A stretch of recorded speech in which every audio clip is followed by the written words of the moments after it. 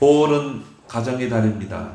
또 오늘은 어린이날입니다. 또 어린이 주일로 우리가 오늘 섬깁니다.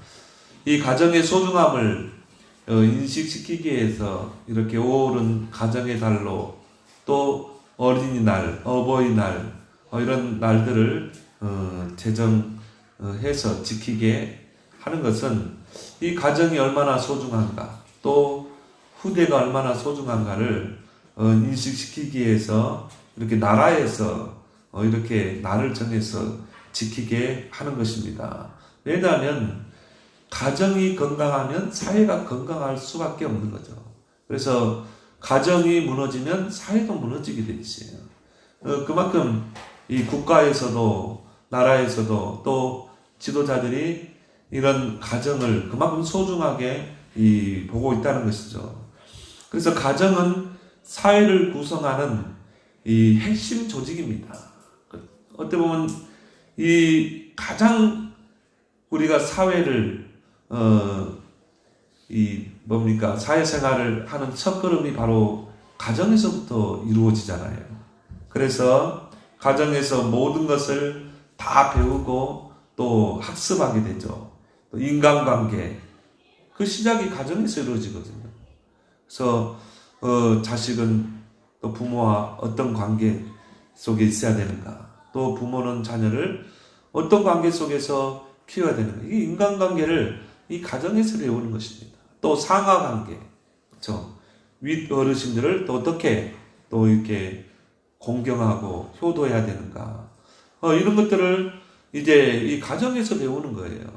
그래서 이런 가정에서 상하관계, 인간관계를 잘하는 배우고 잘 커간 자녀들은 사회생활도 꼭 그렇게 해요.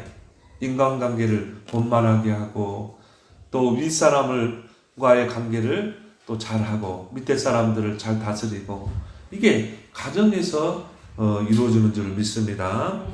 그래서 저희 저의 할아버지에 대한 제가 기억은 없어요. 왜냐하면 할아버지가 일찍 돌아가셨거든요.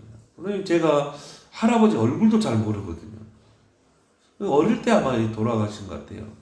할아버지에 대한 그런 기억들은 없는데 외할아버지에 대한 기억은 제가 생생하게 있습니다. 그래서 꼭 이렇게 외할아버지 집에 가면은 외할아버님이 선비시면서도 학자이셨거든요. 성리학을 배운 학자이셨습니다. 그래서 항상 이게 아침에 일어나시면은 하얀 도포를 딱 입으시고요. 그리고 새벽 일찍 일어나셔서 그렇게 몸을 씻고 그 다음에 도포를 그렇게 항상 입으셔요.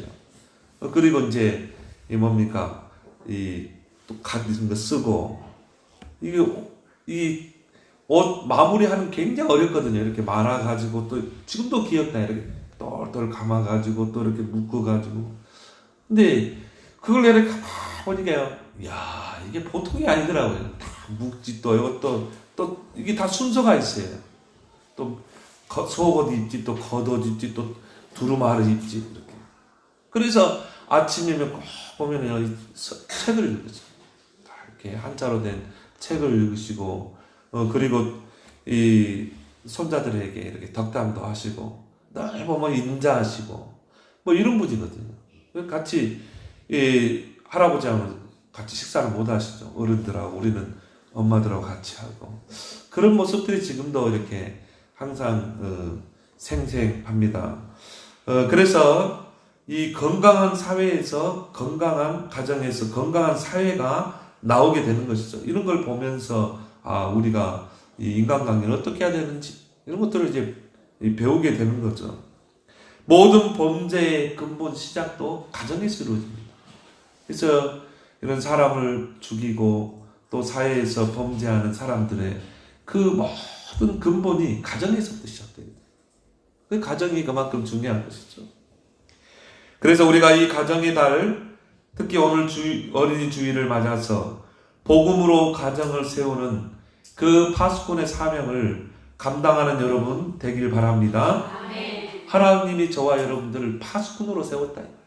그래서 오늘 6절에도 보면 예루살렘이여 내가 너의 성벽 위에 파수꾼을 세우고, 저와 여러분들을 가정을 지키는 파수꾼으로 세운 것입니다. 파수꾼은 성을 지키는 자예요. 파수꾼이 잠들어 버리면 어떻게 돼요? 성이 함락되게 돼 있어요. 여러분들이 깨어서 여러분의 가정을 지켜야 돼요. 그래서 하나님이 저와 여러분들을 먼저 부른 거예요. 파수꾼의 사명을 감당하라. 그래서 우리가 정말 가정을 지키고 정말 기도해야 될 줄 믿습니다. 그래서 우리는요, 복음 파수꾼, 기도 파수꾼, 전도의 파수꾼이 돼야 돼요. 그리스도가 아니면 절대 흑암을 막아낼 수 없어요. 그리스도가 아니면 절대 저주 재앙을 막아낼 수 없어요. 그리스도가 아니면 영적인 문제, 우리 가문의 영적 문제를 이길 수가 없다 이 말이에요. 저는 현장에서 불신자들이 사는 상태를 조금 봤거든요. 근데요, 이 그리스도 하나 없어가지고 철저하게 무너지는 걸 봤어요. 불신자 의석화 상태를 저는 생생하게 봤다니까요. 그리스도 하나 없어가지고 저렇게 망하는구나. 어쩔 때는 저 사람은 진짜 법 없이도 살 사람 같아요. 정말 말하는 것도 정말 상대에게 해끼치지 않을까 항상 이렇게 가려서 하고, 행동도 보면 굉장히 성자가 따로 없어. 그렇게 착하게 살고 선하게 사는데 가정이 무너지는 거 있죠. 본인만 무너지는 게 아니라 후대까지 저주 재앙이 끊어지질 않아요. 그걸 보면서 제가 이 복음을 깨닫기 전에는요, 창세기 3장 3가지로 보기 전에는 왜 저렇게 저 가정은 무너질까? 진짜 하나님 너무하신 것 같다. 나도 그렇게 생각했거든요. 저렇게 착하게 살고 저렇게 법 없이 사는 사람은 뭔가 이게 그만큼 잘 돼야 될 텐데, 오히려 악한 사람은 더 잘 되고, 저렇게 착하게 살고 법 없이 사는 사람은 더 어렵고, 보면서 하나님 이거 불공평하지 않습니까? 따진 적도 있어요 제가. 근데 창세기 3장을 깨달아. 그래, 저 사람이 착하고 선하고 상관없이 창세기 3장 안에 있으면 저주 재앙이 막아낼 수가 없구나. 사단에게 붙잡혀 죄 가운데 하나님을 떠난 인생은 이 저주 재앙을 막아낼 수가 없는 거예요. 사단이 저 사람이 착하다고 봐주고 그렇습니까? 사단은 원래 뺏고 죽이고 망하게 하는 게 사단의 목적이에요. 하나님을 대적한 자입니다. 하나님의 형상으로 지음받은 인간을 무너뜨리는 존재예요. 그 사단이 가려서 저 사람은 착하고 선하고 하니까 내가 저주 재앙을 안 내리고, 저는 못됐으니까 저주, 그게 아니라 이 말이에요. 상관없이 저주 재앙이 오게 돼 있어요. 하나님을 떠나 죄와 사단의 권세하는 그 창세기 3장의 3가지로 보니까요, 저 사람 그리스도가 필요한데, 그래서 하나님 전도하라고 그러구나. 그래서 우리 보고 가서 너희는 가서 만민에게 복음 전하라고. 그래서 전도는 절대적인 거구나. 전도 안 하면 안 되겠구나. 하나님이 전도에 미련한 것으로 저 영혼들을 구원하기를 기뻐하시고, 그때부터 전도하러 다녔어요. 내가 불신자 현장을 좀 보는데, 이 사탄의 권세를 깨뜨린 그리스도, 우리를 모든 죄와 사망의 법에서 해방시킨 제사장 그리스도, 하나님 만나는 유일한 길 대신 그 그리스도만이 저주, 재앙, 영적 문제를 해결할 수 있다는 거예요. 그래서 저와 여러분들을 파수꾼으로 세운 거예요. 이제 여러분이 복음의 눈으로 여러분을 가문을 보라니까요. 여러분의 가정을 보라니까요. 복음이 아니면 안 되는구나. 내가 이 그리스도의 복음 붙잡아야 되겠구나. 영적인 싸움을 싸워야 되겠구나. 정말 내가 우리 가정을 놓고 기도해야 돼요. 기도 파수꾼이죠. 왜? 사단이 존재하고 있거든요. 베드로전서 5장 8절에 우는 사자와 같이 두루다니며 삼킬 자를 찾고 있다고 그랬어요. 이 사탄 마귀가요, 어떻게 해요? 가정의 침투에 들어온다니까요. 우리 자녀들에게 침투에 들어오는 것입니다. 그래서 우리를 보고 뭐라고 그랬어요? 내가 성벽의 파수꾼으로 너를 세웠다. 주야로 계속 잠잠하지 말라. 파수꾼은 잠들면 안 돼요. 파수꾼은 24시가 돼야 돼요. 24시 깨어서 성을 지켜야 한다. 여러분 자녀들을 놓고 각인 전쟁 시대입니다. 사단이 마지막 때가 단 줄 알고 디모데후서 3장에 보면요. 이제 뭐합니까? 파고 들어오는 거예요. 복음 아닌 다른 창세기 3장, 6장, 11장으로 우리 후대에게 파고든다니까요. 우리가 깨어있으면 안 돼요. 잠자면 안 돼요. 깨어있어야 돼요. 기도해야 되는 것입니다. 특히 우리 자녀를 놓고 7절에 여호와께서 예루살렘을 세워 세상에서 찬송을 받게 하시기까지 그로 쉬지 못하게 하라. 예루살렘을 여러분 집으로 한번 바꿔봐요. 여호와께서 우리 가문을 세워 세상에서 찬송을 받게 하시기까지 그로 쉬지 못하게 하라.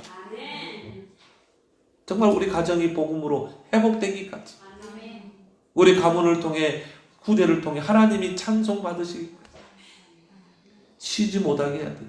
쉬지 않아야 돼요. 기도해야 돼요. 영적 싸움을 싸워야 돼요. 마귀가 틈을 타면 파고들어오는 것입니다. 가정 깨지는 거 한순간입니다. 전도 파수꾼이 돼야 한다 이 말이에요. 불신 가족들이 있으니까 어떻게 해서라도 그리스도 선포 듣든지 안 듣든지 복음은 증거돼야 되는 것이죠. 전도 파수꾼. 사단은 불신 가족을 끝까지 붙잡고 놓지 않으려고 합니다. 왜? 그래야 영적 문제를 계속 가져다 줄 수 있거든요. 여러분 불신 가족들에게 모든 영적 문제 다 쏠리게 돼 있어요. 파리 비유를 이야기하잖아요. 집안에 파리가 빙 돌면 어떻게 해야 돼요? 파리를 박멸하려면 어떻게 해야 됩니까? 바퀴를 박멸하려면 어떻게 해야 돼요? 사방에다가 바퀴약을 뿌려야 돼요. 파리약을 뿌려야 파리 박멸, 바퀴 박멸돼요. 우리 아파트 보니까 바퀴 박멸하는 날이 있더만요. 전 아파트에 다 바퀴 그 약 뿌리잖아요. 그래가지고 이제 방송하잖아요. 매달 며칠 몇 시에 이 바퀴 약 뿌리니까 다 집에 계시라고. 그러면 어떻게 돼요? 202호만 이 바퀴가 안 뿌리면 어떻게 됩니까? 아파트에 있는 바퀴가 다 그쪽으로 몰려오는 거예요. 파리가 안방하고 화장실만 뿌려서는 안 된다 이 말이에요. 파리가 어디로 도망가요? 작은 방으로 다 도망가게 돼 있어요. 거기서 알까고 또 이제 또 퍼뜨리는 거예요. 여러분 가문의 불신 가족들에게 사단이요 영적 문제로 쏟아붓는 것입니다. 그걸 볼 수 있어야 돼요. 우리 자식이 왜 저럴까? 잘 보라 이 말이에요. 사단이 그 불신 가족의 영적 문제로 막 계속 대물림 시킨다니까요. 사단은 절대 포기하지 않습니다. 그래서 우리는 어떻게 합니까? 어떻게 해서라도 복음을 전해야 돼요. 어떻게 해서라도 복음 듣도록 해야 돼요. 어떻게 해서라도 복음의 그 자리에 앉게 해야 돼요. 저는 그걸 봤어요. 그때 제가 가게에 흐르는 저주를 끊어라 그 책이 있었거든요. 야, 진짜 외국 사람이 썼는데요. 진짜 사실을 적었었어요. 가게에 흘러오는 영적 문제 저주가 있구나. 이걸 끊어내지 않으면 안 되는 거예요. 내가 그걸 읽고 나면 우리 가족 보고만 놓고 생명 걸고 기도했습니다. 나의 기도는 하나밖에 없어요. 우리 가정 보고. 그래서 가족들 만나면 복음 전하고 그거 다 하나님께서 다 불렀어요. 이 영적 문제가요 그대로 대물림됩니다. 그래가지고 어떻게 합니까? 이 가정을 하나님이 쓰지 못하도록 사단이 딱 장악하는 거예요. 불신 가족들 복음화가 이루어질 때 가문의 영적 문제 열고가 완전히 무너질 줄 믿습니다. 언제 우리 가문의 영적 문제 열고 무너져요? 모든 불신 가족들이 다 복음이 들어가요. 무너지게 돼 있어요. 그래서 우상 섬기면 3, 4대 재앙이 오지만 우리 가족이 가문이 다 하나님 섬기면 천대까지 은혜를 베푸느니라. 복음 가진 우리는요 이 시대를 보면서 이 악한 시대를 보면서 어떤 파수꾼의 사명을 감당해야 될 것인가. 그 첫 번째가 뭡니까? 가정 위기 시대를 막는 파수꾼이 돼야 돼요. 정말 가정 위기 시대입니다. 가정이 붕괴되고 있는 시대입니다. 가정이 해체되고 있는 시대를 우리는 살고 있어요. 하나님이 우리 인간을 창조하시고 생육하라, 번성하라, 충만하라 이 축복을 줬어요. 그래서 가정이 있는 것입니다. 요즘 젊은이들은요, 가정을 중요시 여기지 않아요. 가정이 하나의 부담이다. 가정이 하나의 짐이다. 근데 내가 가만히 보니까 그럴 수밖에 없겠어요. 왜냐하면은 와랑 먹고 살기도 힘들고 세금이 또 얼마나 많이 또 부과됩니까? 그러니까 뭐 한 달 월급 타면요 세금 나가는 게 부지기수예요. 근데 또 애들 키워야 되잖아요. 그러니까 가정이 짐이요 자녀가 짐이라. 그러니까 요즘 세대들이 이 결혼을 안 해요. 결혼 안 하고 마냥 동거하는 사람이 많습니다. 그냥 사는 거예요. 그러면 그거 뭘 말해요? 언제든지 헤어질 수 있다는 거거든요. 이 가정이라는 그런 의미가 젊은이들에게 없는 것입니다. 그냥 눈 맞으면 사는 거예요. 그리고 뭡니까? 그냥 뭐 싫으면 헤어지고, 서로 간에 뭐 이 간섭 않고, 그렇게 사는 시대라니까요. 하나의 가정이 내게 짐이라는 거예요.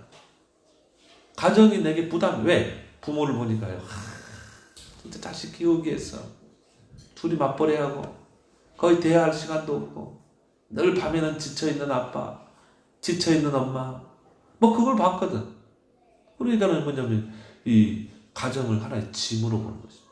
부담으로 겪는 거죠. 그리고 뭡니까? 저출산. 자식 안 낳습니다. 낳으면 꼭 하나.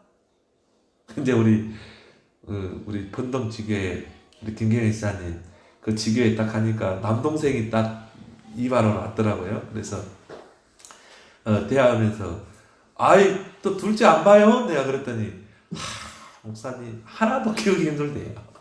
하나 키우기 힘들대. 그러니까 이 하나 키우는데도 이 돈이 많이 든다는 거죠. 그러니까 앞으로 계산해보면 막 그러잖아요. 얘 키우려면 뭐 이제 뭐 사교육비 들어가지, 뭐 교육비 들어가지, 대학 등록금이 뭐 만만찮잖아요. 그렇지? 그러니까 미리 앞당겨 결정하는 거예요. 그러니까 둘도 버겁다는 거예요. 그냥 하나만 낳고 그냥 살겠다는 거예요. 근데 가만히 들으면서 이해가 되는 거 있죠. 아, 그럴 수밖에 없겠다. 앞으로 세금은 줄어들지는 않습니다. 계속 늘어날 겁니다. 가정이 중시되지 않고 가정이 붕괴되고 해체되는 시대를 살고 이게 사단의 전략이에요. 가만히 한번 보세요.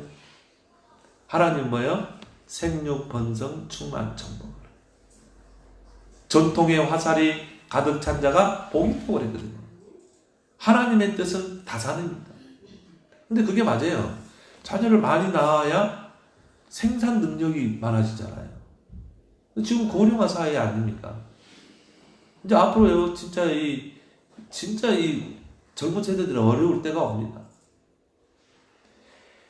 근데, 그러니까 자꾸 사회 제도가 이런 세금을 걷어서 나라 살림을 하다 보니까는 젊은이들이요, 가정이라는 걸 버거워하는 거예요. 그러니까 자녀를 안 낳는 거예요. 이게 사단의 전략이다. 그리고 뭡니까? 여러분들이 당장 뭐 경제가 어렵고 자식이 대학 가고 그러면요, 영적 생활 잘하다가 직장 가야 돼요. 직장 가면요, 이제 영적 생활이 하나하나 빠지는 거예요. 수요예배도 오기 힘들고, 금요 기도에 오기 힘들고. 여러분이 그걸, 사단의 계략으로 다 보아야 된다는 거죠. 그걸 어떻게 해야 돼요? 하나님, 빛의 경제를 회복시켜줘. 우리 남편의 산업에 유일성의 축복을 주옵소서. 기도해야 돼요. 이제 기회로 삼기 바랍니다. 근데 저는 브리스길 아울라를 보면서 야, 참 이상적인 부부다. 남편은 정말 복음 가지고 사업해가지고 유일성의 경제 축복을 받고 그거 가지고 교회에 헌신하고 세계복음화에 헌신하고 선교에 헌신하고 그 부인 브리스길라는 전도자를 따라다니면서요 곳곳에 제자 키우고 그래야 돼요. 둘 다 맞벌이 해봐요. 바울 혼자 전도로 다녀야 돼요. 근데 딱 브리스길라가 딱 전도자가 돼가지고 목이라도 내면서 얼마나 큰 사역입니까? 그는 바울이 힘있게 사역을 한 거예요. 그래 여러분이 기도하라 이 말이에요. 하나님, 우리 남편의 사업 속에 아울라와 같은 빛의 경제를 주옵소서. 나는 정말 마음껏 전도자를 도와서 같이 전도하고 제자 키우고 하겠습니다. 그 기도하길 바랍니다. 이제 진짜 회복해야 돼. 가정은 하나님이 세우신 제도예요. 하나님께서 이 에덴 동산을 창설하셨잖아요. 그리고 거기에 아담과 하와를 두신 것입니다. 거기서 가정 제도를 세운 거예요. 그 에덴이란 뜻이 뭡니까? 기쁨, 즐거움 그런 뜻이거든요. 그러니까 여러분, 하나님이 함께하는 가정이 진정한 기쁨이요 즐거움인 줄 믿습니다. 그리고 가정 천국이라고 그래요. 정말 하나님이 함께하는 가정, 하나님을 경배하는 가정, 그 하나님을 바라보는 가정, 그 가정이 천국이라니까요. 여러분이 돈 많이 벌고 막 의리의리한 집에 살고 여러분이 막 고급차 타고 다니고 그게 가정 천국 같습니까? 여러분 저 오너들 그 가정 무너지는 거 봤습니까? 여러분? 갑질하는 거 봤습니까? 그게 천국이냐 이 말이에요. 옥탑방에 살아간다 할지라도 저 반지하에 산다 할지라도 하나님이 함께하는 가정, 하나님이 축복하시는 가정, 하나님을 경배하는 가정, 천국인 줄 믿습니다. 다른 게 천국이 아니에요. 그래서 에덴을 창설하신 거예요.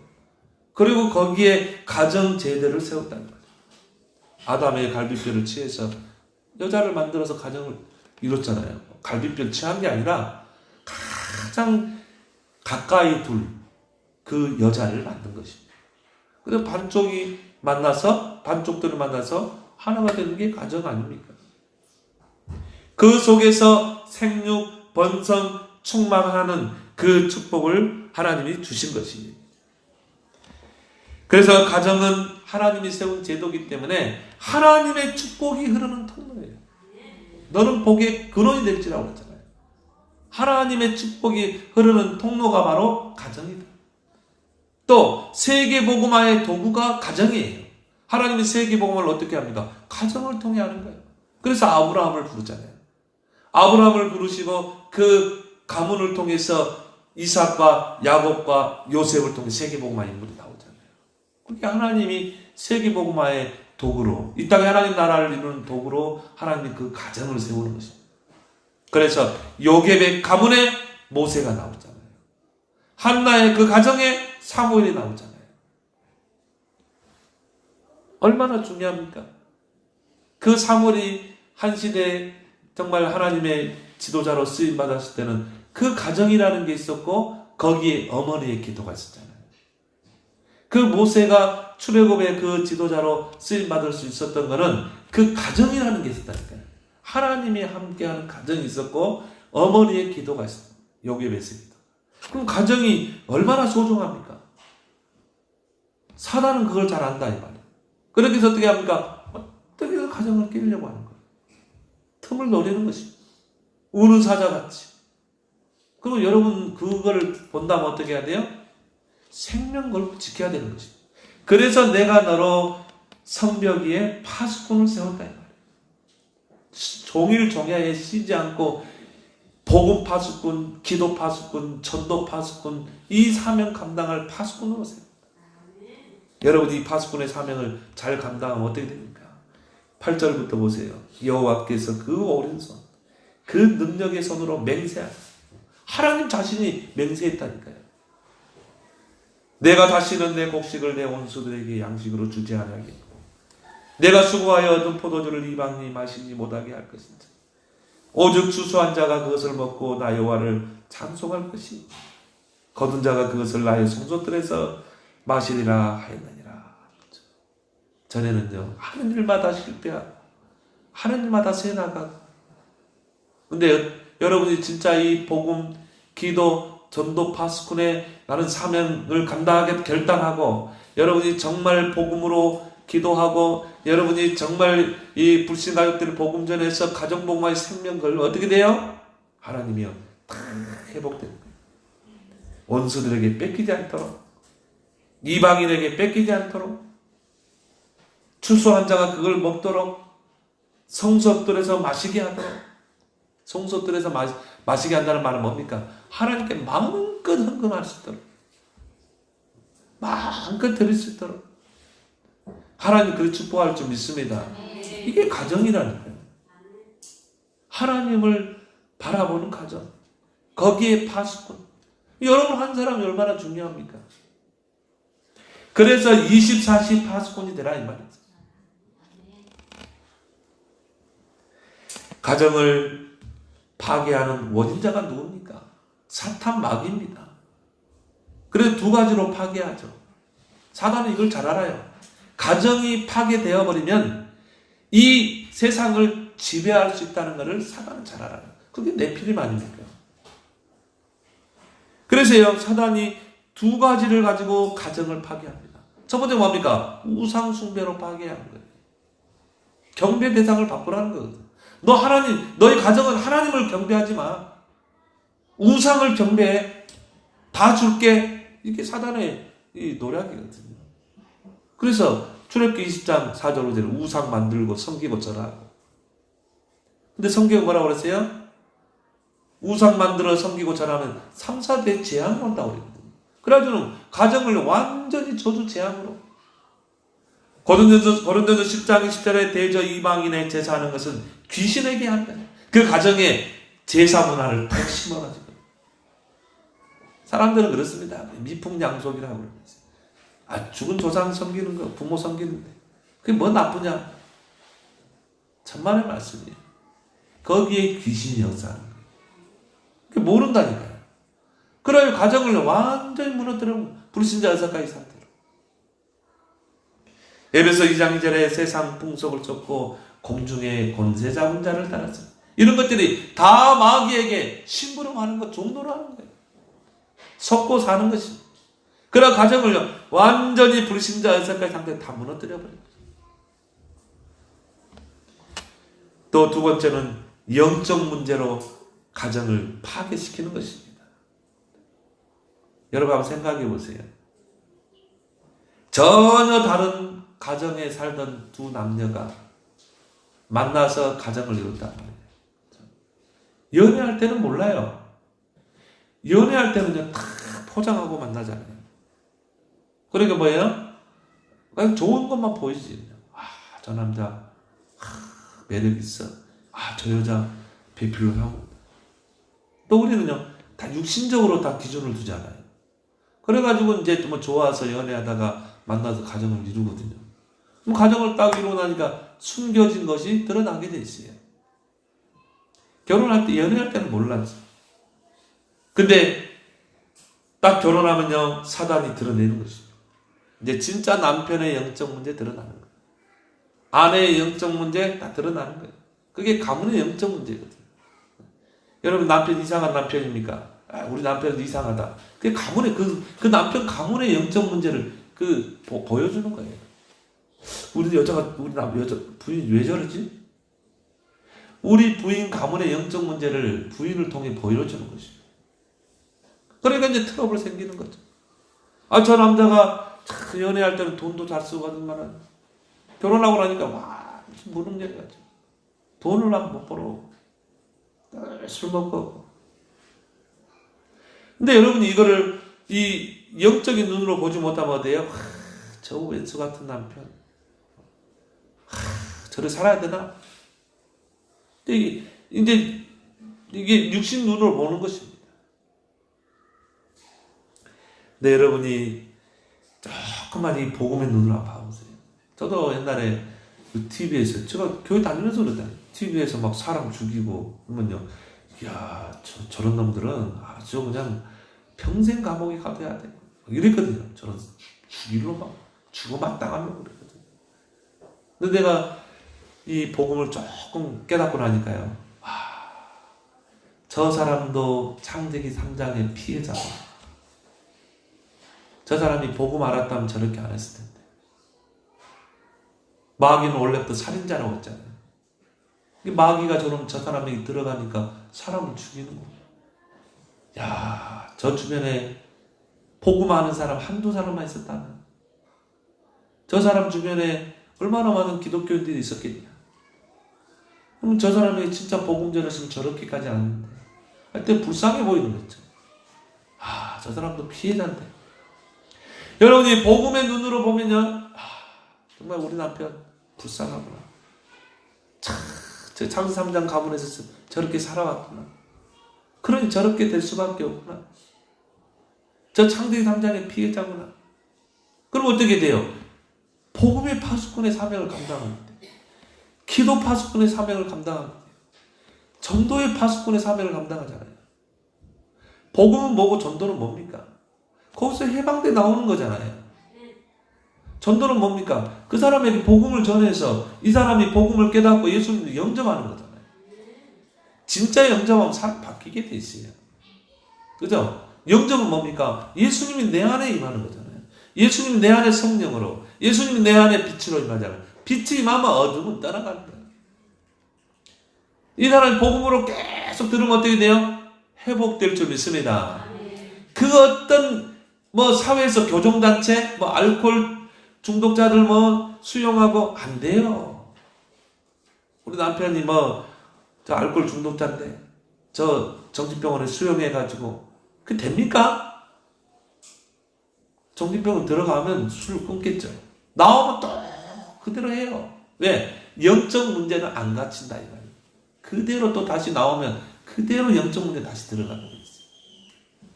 그렇지만 그리스도로 바꾸는 줄 믿습니다. 왜요? 근본을 바꾸는 게 복음이기 때문에. 그 사람을 알코올 중독이 될 수밖에 없는 그 근본이 있잖아요. 그게 창세기 3장 3가지다. 그래서 그리스도의 힘으로 사탄이 권세가 무너지고 무릎 꿇으면 그때 끝나는 겁니다. 그래서 저와 여러분들을 파수꾼으로 세운 거예요.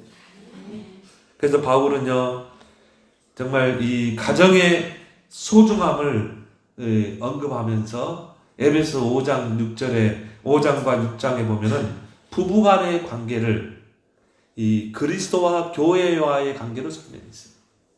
그래서 아내들이여 너희 남편에게 복종하라. 너희 남편을 존경하라. 마치 교회가 그리스도께 복종하는 것처럼 그렇게 복종해라. 그럼 이렇게 질문하겠죠. 목사님, 저 원수 같은 남편도 복종해야 됩니다. 저렇게 술만 먹고 저렇게 행패 부리는 남편도 존경해야 됩니까? 또 질문할 수 있겠죠. 굴복이 아니라 복음을 가지고 있기 때문에 그렇게 하는 거예요. 불신자건 신자건 하나님은 남편을 가장으로 세웠어요. 가장이란 말은 우두머리라는 거예요. 우두머리. 그래서요, 진짜 정상적인 남편이라면 가장에 대한 부담감이 있어요. 또 어떻게 보면 그런 자존감도 있어요. 나는 가장이야. 나는 우리 가정을 꾸려나갈 가장. 나는 처자식을 먹어 살릴 가장.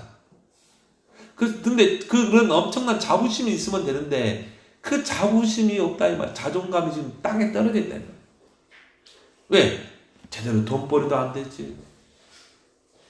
돈을 많이 벌어가지고 부인 앞에 가득 딱 내밀면 돼. 딱 남편의 가장의 자존심이 올라가잖아요. 근데 그게 안 되지. 고개 숙인 가장이라 우두머리라. 그러니까 자존심이 밑바닥에 떨어지는 거예요. 그러니까 여러분이라도 어떻게 하라고요? 공경하라 이 말이에요. 존경하라 이 말이에요. 마치 교회가 그리스도께 하던 사람. 또 이렇게 말합니다. 남편들아, 네 아내를 사랑하라. 네 몸같이 사랑하라. 마치 그리스도께서 교회를 위해 자신을 희생하신 같이, 십자가에 못 박히고 피 흘려 죽기까지 사랑한 것 같이, 그렇게 네 자녀를, 아내를 사랑하라. 무조건적 사랑이 전 아가페 사랑. 조건을 붙이면요 절대 사랑할 수 없습니다. 부부간에 조건 붙였다, 언젠가는 무너집니다. 그래서 하나님이 세운 가정이기 때문에 부부간에도 아가페 사랑이 돼야 돼. 무조건적으로 남편이여 아내를 사랑하라. 그리스도께서 교회를 위하여 희생하시면서 사랑하는 건지. 왜 남편들을, 아내를 무조건 사랑해야 됩니까? 성경에 보니까 연약한 그릇이에요. 연약한 그릇. 깨지기 쉽다 이 말이에요. 이 그릇이 온전해야 물이 담기잖아요. 이거 깨져버리면 물도 못하고 아무것도 못해요. 그래서 아내가 깨져버리면요, 가정이 무너져, 자녀까지 무너져. 여러분, 엄마가 막 그 힘을 얻으면요, 엄마의 그 힘은요, 에너지는, 그래서 슈퍼맘이라고 그러잖아요. 우리 엄마는 슈퍼맨 그러잖아요. 엄마는요, 뭐든지 다 해내거든, 자식을 위해서. 불 속에도 뛰어드는 게 엄마예요. 근데 엄마의 그 사랑의 에너지는요, 어마어마합니다, 파워는. 그래서 그 아이를 10달을 몸에 품고 얘를 출산할 때 이 몸이 다 틀어지잖아요.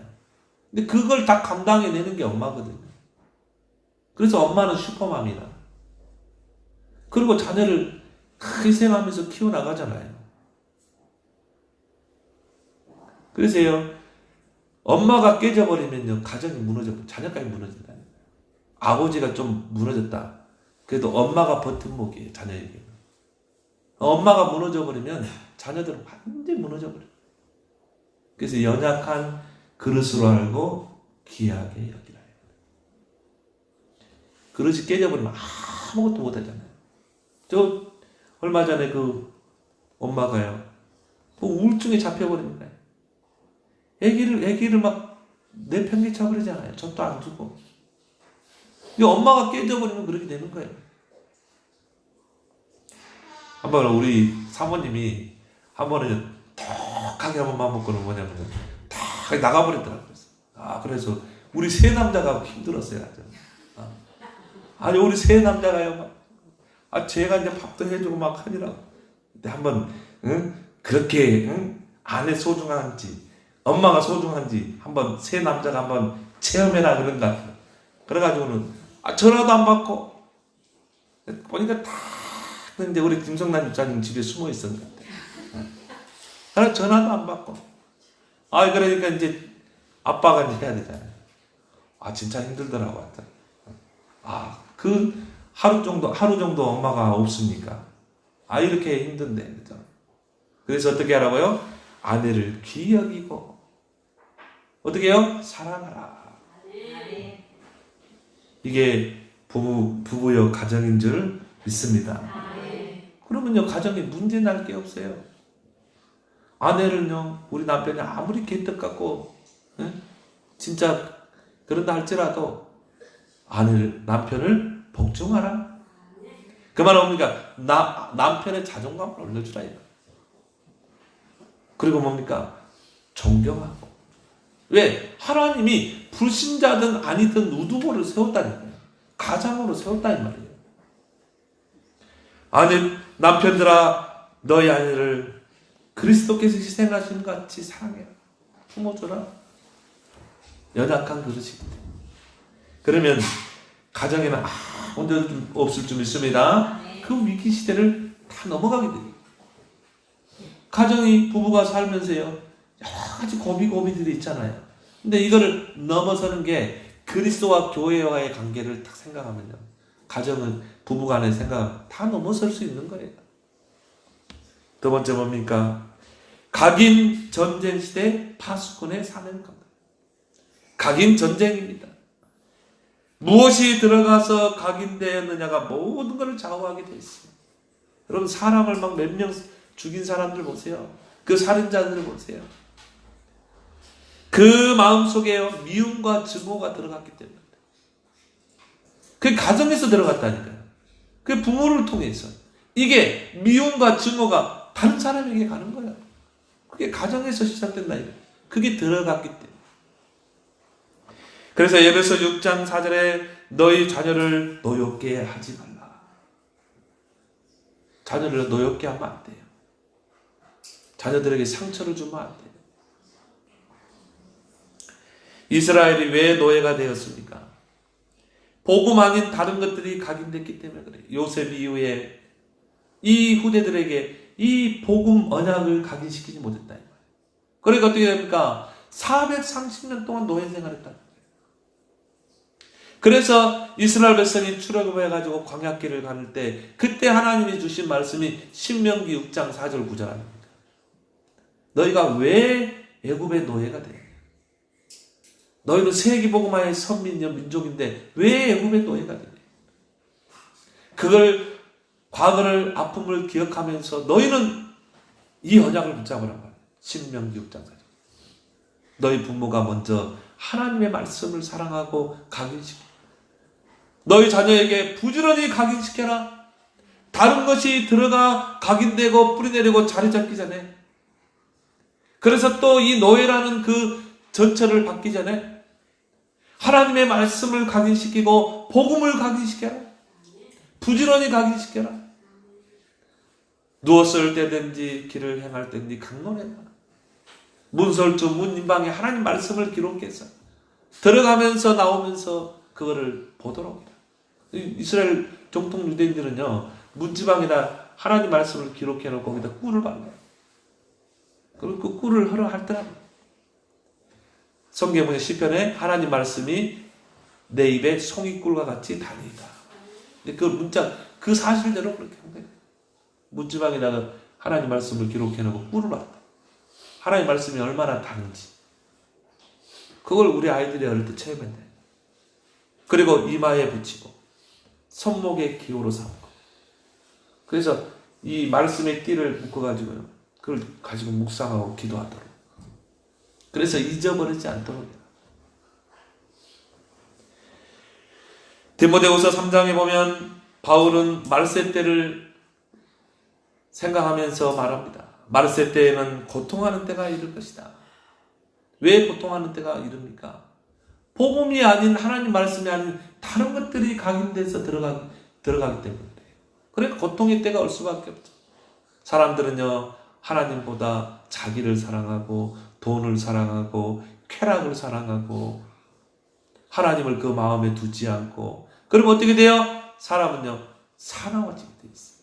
부모를 거역하고 함부로 대하고 사나워지고. 지금 보세요. 얼마나 사람들이 나쁘긴지. 불질러 나온 사람 죽이고 막 이런 시대라니까. 자식도 죽이고 그런다니까. 보험금 타먹으려고 내연녀와 함께 남편을 죽이잖아요. 바다에 빠뜨려가지고. 그런 시대입니다. 미국에서요, 그 강물을 다 들었는데 뼈다귀가 죽은 뼈다귀 얼마나 많이 죽여가지고 강에 던졌는데. 이게 실종 사건들이 다 그런데 사라지는 거예요. 그렇게 악한 시대면 사람들이 포악해지고 난폭해지고. 왜 그래요? 하나님이 그 마음에 없기 때문에. 하나님의 말씀이 그 마음에 없기 때문에. 그런 고통하는 때가 지금 바울이 2000년 전에 이야기했는데 지금 그대로 오잖아요. 바울은 뭐라고 그럽니까? 너는 거기서 돌아서라는 거예요. 우리 랩런트들이 거기서 돌아서게 해야 됩니다. 그러면서 뭐라고 그러세요? 배우고 확실한 일에 거하라. 디모데여, 너는 거기서 돌아서야 된다. 너는 랩런트의 길을 걷고 서밋의 길을 걸어야 되거든. 너는 거기서 돌아서라. 너는 배우고 확실한 일에 거하라. 뭘? 하나님의 말씀. 네가 어려서부터 성경을 알아라. 뭘 배워야 돼요? 영적인 교육이 우선이 돼야 될 줄 믿습니다. 물론 학교에서 우리 많이 배워야 되겠죠. 그렇지만 그것보다 더 근본적으로 돼야 될 게 영적인 교육이라니까. 우리 아이들이 하나님을 알고 하나님 말씀을 알고 복음을 알고 그거 거기에 뿌리내리고 각인되도록 철저하게 하나님 말씀과 복음을 배워야 돼요. 거기서 나오는 게 거짓이 없는 믿음인 줄 믿습니다. 거짓이 없는 믿음이 뭡니까? 진짜 믿는 거예요. 우리는 믿는다 하면서도 안 믿거든요. 믿습니다 해놓고도 불신하. 그게 거짓된 믿음이에요. 믿습니다 해놓고도 불신하고 염려하는데. 거짓이 없는 믿음은 뭡니까? 진짜 믿어버린 거예요. 진짜 하나님의 능력을 믿는 거예요. 믿음은 바라는 것들의 실상이요 보지 못하는 것들의 증거라. 믿음을 히브리서 기자는 정확하게 정의 내렸어요. 믿음은 우리가 바라는 거 있잖아요. 그게 실상으로 오는 게 믿음인지 믿습니다. 이미 우리는 응답을 보지 못했지만 이미 증거를 받은 거예요. 믿음은. 그 믿음이 거짓이 없는 믿음이 우리 아이들에게 다 세워져야 되는데요. 근데 이게 안 세워지니까 믿습니다 해놓고도 안 믿거든. 그러면 낙심하고 불신앙하고 염려하고 고민하고 머리 싸매고 조금 문제 오면은 그게 어릴 때부터 이게 돼야 된다. 그래서 다윗은 어떻게 했습니까? 골리앗 앞에 갔잖아요. 만웅입니까? 아닙니다. 진짜 거짓이 없는 믿음. 이길 수 있다는 것. 이거는 이 싸움은 하나님과의 이 사단과의 싸움이라는 것. 이 싸움의 승리는 하나님께 있다는 걸 다윗은 안 거예요. 그러니까 믿음으로 골리앗 앞에 나갔잖아요. 그 믿음이 네가 어려서부터 성경을 알았나니 어려서부터 다른 세상의 지식이 들어오기 전에 이 하나님 말씀으로 복음으로 다 뿌리내릴 줄 믿습니다. 그래서 바울은요 모든 성경은 하나님의 감동으로 된 것으로 우리를 교훈하고 때로는 책망하고 또 우리를 바르게 살게 하고 우리를 의로 교육하고 하나님의 백성으로 온전한 삶을 살게 하고 모든 선을 행하는데 능력이 되게 합니다. 하나님이 말씀으로 성경을 우리에게 주신 것, 목적을. 그렇게 교육하도록. 그렇게 우리 자녀를 우리는 교육시켜야 될 줄 믿습니다. 그래서 우리 아이들을 영적 서밋으로 세워야 한다. 공부 잘하는 거 중요하지 않습니다. 영적 서밋으로 세워야 돼.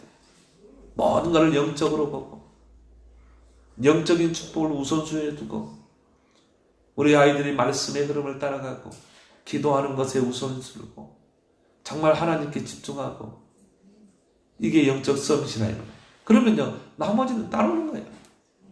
내가 막 노력해서 노력해가지고 막 성공하는 것 그거 언젠가는 무너집니다. 근데 하나님이 성공의 자리에 올린다면 그건 누구도 막을 수 없는 거예요. 왜 그렇습니까? 하나님이 주신 유일성에 응답합니다.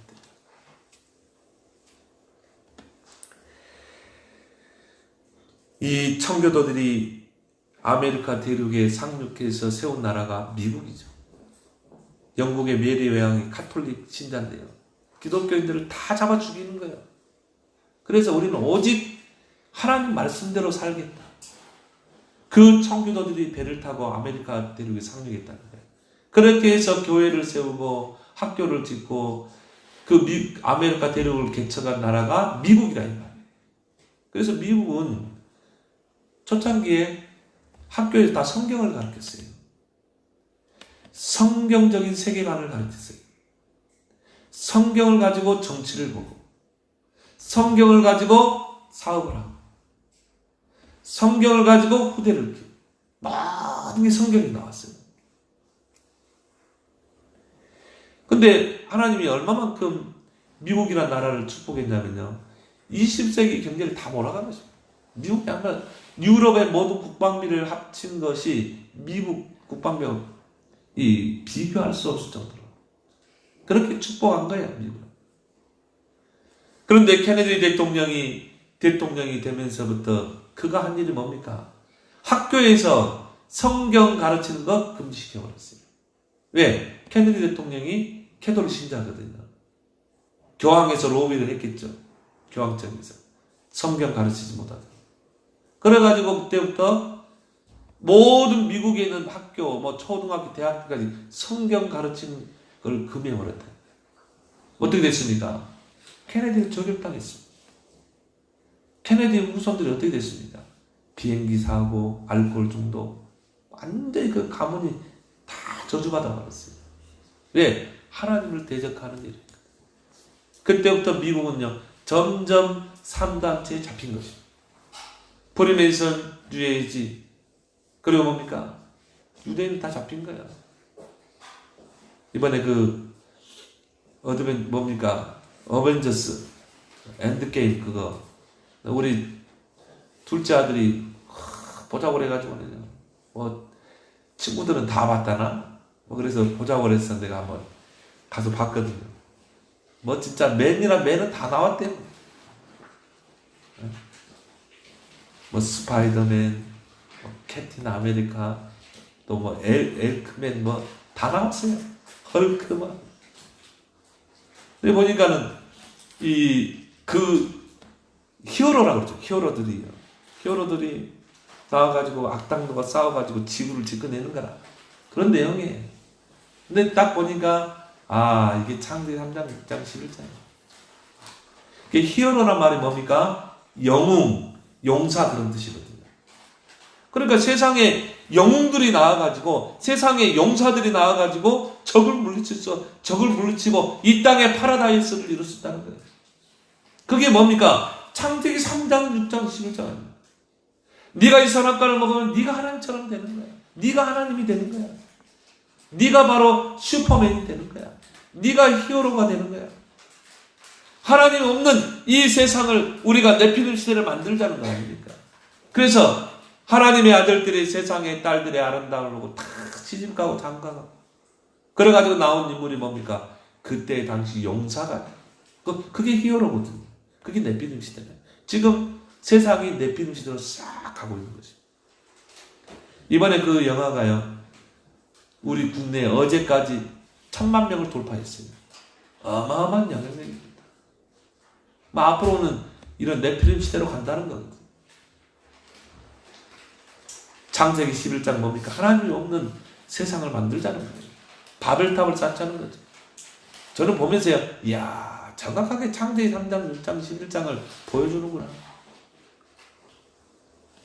정말 각인 전쟁 시대입니다. 우리 자녀에게 뭘 가르치겠습니까? 사단은 세상을 12가지로 철저하게 각인 뿌리내립니다. 그렇게 해서 어떡합니까? 많은 아이들을, 우리 청소년들을 이 함정 속에 다 빠뜨리는 거야. 틀에 가두고 올무로 다 사로잡는 것입니다. 우리는 이 각인 전쟁에 생을 걸어야 될 줄 믿습니다. 우리는 그걸 바라보고만 있으면 안 돼요. 우리는 복음이 있습니다. 말씀이 있습니다. 그래서 우리는 어떻게 합니까? 어려서부터 성경을 생을 거는 것입니다. 좋다. 그러면 사단에게 우리는 전쟁을 선포하는 거예요. 우리는 렘넌트를 키우겠다는 거예요. 어릴 때부터 복음이 뿌리내리고 어릴 때부터 하나님의 말씀이 뿌리내린 그 렘넌트를 키우는 거예요. 그래서 우리 아이들을 영적 서밋으로, 세상의 영웅 히어로가 아니라 우리 아이들을 영적 서밋으로 세우겠다. 여러분, 바알 아세라 850명이 엘리야 한 명하고 싸웠다니까요. 누가 이겼습니까? 엘리야가 이겼잖아요. 아람 군대가 도단성을 에워쌌는데 엘리사 한 사람을 못 이겼다는 거예요. 그런 영적 서밋을 우리는 세워야 될 줄 믿습니다. 그런 인물을 키워내야 돼요. 이게 각인 전쟁 시대. 그래서 우리는 여기에 모든 걸 올인하는 거예요. 마지막으로 뭡니까? 흑암 경제 시대를 회복할 파수꾼입니다. 정말 우리는 이제 흑암 이 경제 시대에 이제는 빛의 경제를 회복해야 돼요. 사단이 경제를 가지고 세상을 지배하는 두 가지 전략이 있죠. 여러분, 당장 경제가 쪼달리면요, 모든 영적 생활도 방해되게 돼 있어요. 그러니까 사단은 그걸 잘 알거든요. 그래서 경제를 가지고 세상을 지배하려고 합니다. 그 두 가지 전략이 뭡니까? 경제를 막 흑암적으로 다 몰아가는 거예요. 마약 경제, 도박 경제, 곳곳에 신전을 세워놓고 거기에서 막 흑암으로 경제를 다 빨아들입니다. 제가 저희 전도사 때 오사카 성에 가봤거든요. 진짜 어마어마해요. 도요토미 히레도시 신전이 있고요. 근데 그 큰 성을 지어놓고 거기에 일본 사람 관광객들 돈을 다 투자하고 또 막 거기 부적 사고 또 막 그 신전에다 돈을 던지고 빌고 곳곳에 돈을 내도록 돼 있어요. 그 오사카 성을 한번 들어가면요, 감탄할 때 사단이 들어와버려요. 저 유럽에 가면요, 막 100년, 500년 걸쳐 세운 교회들, 성당들 있잖아요. 이번에 밀라노 그 성당이 마리아상이 108m. 그럼 사람들이 그걸 보고 하다가 어떻게 싹 들어와버린 거예요. 그런데 다 돈벌이 한다. 이게 다 흑암 경제라. 사단이 흑암적으로 경제를 다 몰아가는 거예요. 여러분, 버닝섬 그런 거 뭡니까? 다 마약이잖아요. 그러나 여자를 상품화 시키고, 그러니 뭡니까? 이 성접대하고, 다 그런 쪽으로 흑암이 다 가는 것입니다. 경제. 이게 사단의 전략이에요. 그럼 여러분, 경제가 흑암 쪽으로 싹 쏠려가면 어떻게 돼요? 서민들은 이제 어려워지는 거죠. 두 번째는 뭡니까? 사단이 경제를 가지고 세상을 장악하는 방법이 뭡니까? 정치자들을 통해서요. 세금을 막 과세하는 것입니다. 막 세금을 엄청나게 먹이는 거예요. 지금 우리나라가 기업들이 돈 벌어가지고 사회가 돌아가는 게 아닙니다. 서민들 막 쥐어짜는 거예요. 막 세금을 거두는 것입니다. 그래가지고 어떻게 합니까? 세금을 많이 거두면 어떻게 해요? 먹고 살기 힘들거든요. 그러니까 뭡니까? 이제 막 진짜 돈 벌려고 막 집에 있던 이제 엄마들도 막 산업전선으로 가는 거예요. 그럼 어떻게 돼요? 영적 생활 못해요. 내가 막 돈 벌러 받은 거다 보면 영적 생활이 힘들어져요. 그게 사단의 전략이라. 그럼 영적 생활이 안 되면 어떻게 돼요? 결국은 교회가 무너지는 것이. 이 사단의, 여러분 잘 볼 수 있어야 돼요. 그래서 우리는 이제 사명을 가져야 돼요. 정말 내가 빛의 경제를 회복해야 하는 것이다. 아까 이야기했듯이 브루스길라 올라보세요. 하나님 우리 부부가 이런 부부가 되게 해주세요. 우리 남편은 복음 가지고 정말 하나님의 산업의 축복을 받았어요. 물질 가지고 세계 복음하고, 나는 전도자를 따라서 마음껏 전도하고, 그걸 놓고 기도해야 돼요. 여러분 남편이 산업이 쪼달리면 여러분도 산업 전선에 가야 돼. 그러면 여러분이 누가 교회는 기도하고 누가 전도합니까? 누가 선교합니까? 하나님의 손 안에 있는 빛의 경제가 따로 있는 줄 믿습니다. 우리는 이걸 회복하자 이 말이에요. 이건 하나님의 손에가 있어요. 하나님의 손에 있다가 하나님이 주는 것입니다. 그래서 이사야 60장 1절에 일어나라 빛을 발하라. 빛의 경제를 말합니다. 어둠의 빛을 발하는 경제가 따로 있다 이 말이에요. 전도, 선교, 렘넌트 경제.